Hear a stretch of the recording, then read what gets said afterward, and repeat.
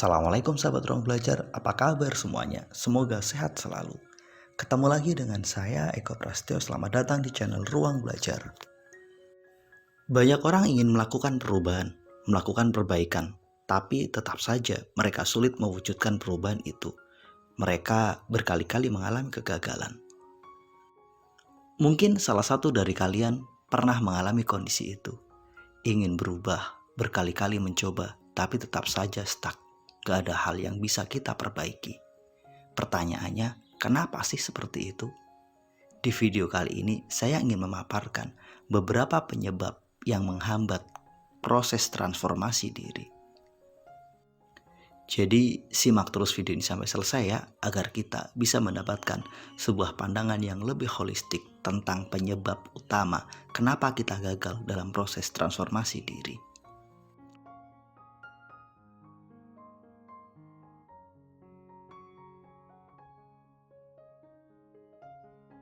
Banyak orang tahu, banyak orang sadar bahwa olahraga adalah hal baik, tapi tetap saja tidak semua orang mau melakukannya.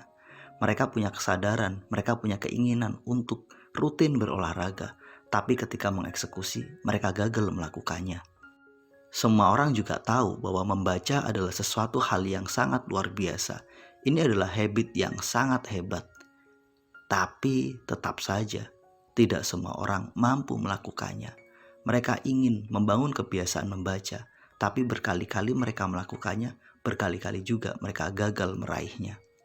Semua orang juga tahu bahwa pola makan kita butuh kita perbaiki, butuh kita tata, tapi tetap saja nggak semua orang berhasil melakukannya.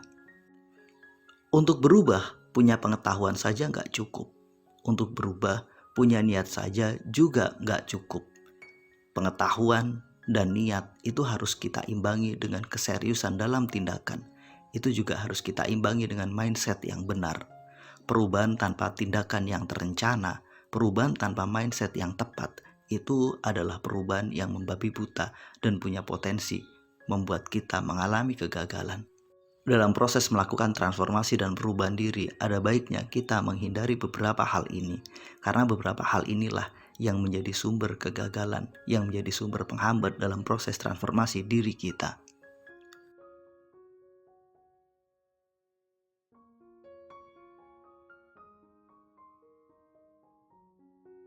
Pertama, membandingkan diri sendiri dengan orang lain. Banyak orang ketika ingin melakukan transformasi, mereka menetapkan satu standar yang sangat tinggi. Mereka menetapkan pembanding orang-orang yang telah berhasil, orang-orang yang telah benar-benar melakukan perubahan besar dalam hidupnya. Kita terlalu tergesa-gesa ingin menjadi seperti mereka, padahal kita lupa bahwa mereka yang menjadi pembanding untuk diri kita, mereka butuh waktu yang cukup lama untuk ada pada posisi hari ini. Katakanlah Anda ingin merubah, memperbaiki kebiasaan dan pola makan Anda. Kemudian Anda mengambil pembanding orang-orang yang sudah benar-benar punya kebiasaan dan pola makan yang sangat bagus. Anda lupa bertanya pada mereka, seberapa lama mereka mampu mengakuisisi kebiasaan baik itu. Mereka butuh waktu, mereka butuh proses.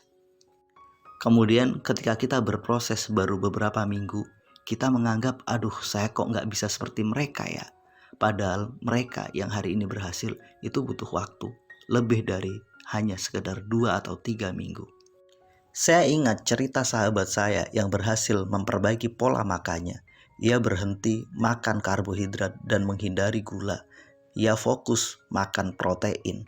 Ia juga melakukan intermittent fasting, sebuah puasa yang dilakukan selama minimal 14 sampai dengan 16 jam setiap harinya. Selama 14 sampai 16 jam itu ia hanya minum. Ia menghindari benar-benar karbohidrat dan gula. Hari ini kondisinya sangat sehat, tubuhnya ideal. Tapi pertanyaannya, seberapa lama ia berhasil meraih dan mengakuisisi kebiasaan itu? Ketika bercerita pada saya, dia mengatakan bahwa saya butuh waktu minimal 3 bulan untuk mengakuisisi ini. Di 3 bulan itulah saya melakukan sebuah perjuangan yang sangat berat. Dan hari ini saya telah menjalani kebiasaan itu selama 2 tahun. Dari cerita itu, ketika kita benar-benar ingin melakukan perubahan, maka semua butuh waktu.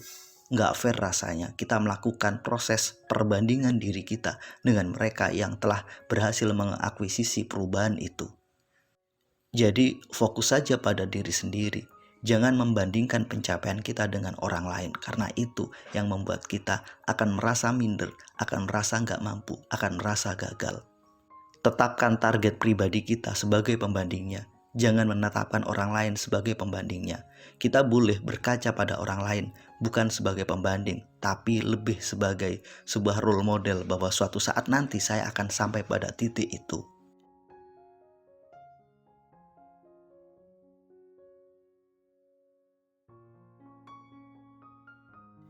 Sumber kedua, penyebab kenapa kita sering mengalami kegagalan ketika melakukan transformasi diri adalah kita kurang sabar dengan proses.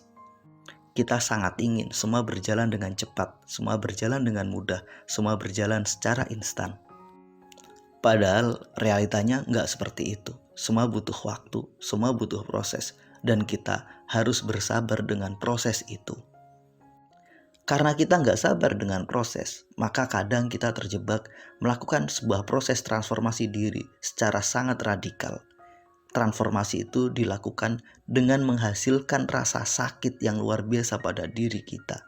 Contoh sederhana, saya ingin membangun kebiasaan berlari, membangun kebiasaan olahraga. Maka sekalinya kita berolahraga, itu kita lakukan dengan waktu dan durasi yang sangat panjang.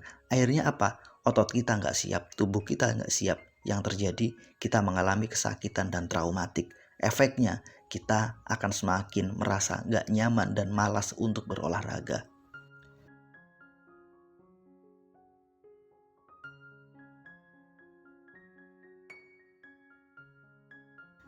Penyebab ketiga kenapa kita sering gagal dalam melakukan transformasi diri adalah kita terlalu fokus pada perubahan besar.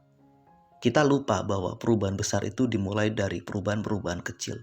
Ketika kita berhasil melakukan satu perubahan kecil dalam diri kita, kemudian kita mengatakan, saya belum berhasil nih, karena perubahan besar yang saya inginkan belum berhasil saya wujudkan. Padahal bersyukur dan menikmati perubahan kecil itu adalah kunci untuk membangun kebiasaan baru. Perubahan kecil yang kita lakukan secara konsisten, perubahan kecil yang sangat kita syukuri, itu adalah kunci untuk mewujudkan perubahan yang sangat besar. Maka jika kamu benar-benar ingin berubah, ingin berhasil dalam melakukan transformasi diri, nikmatilah perubahan kecil. Jangan terlalu fokus pada perubahan besar. Perubahan besar itu bonus, sementara perubahan kecil adalah proses yang harus kita lalui. Itulah 3 hal yang mungkin menjadi sumber utama penghambat proses transformasi diri yang kita lakukan. Mudah-mudahan video ini bermanfaat. Sampai ketemu pada video kami berikutnya. Terima kasih telah menonton. Assalamualaikum warahmatullahi wabarakatuh.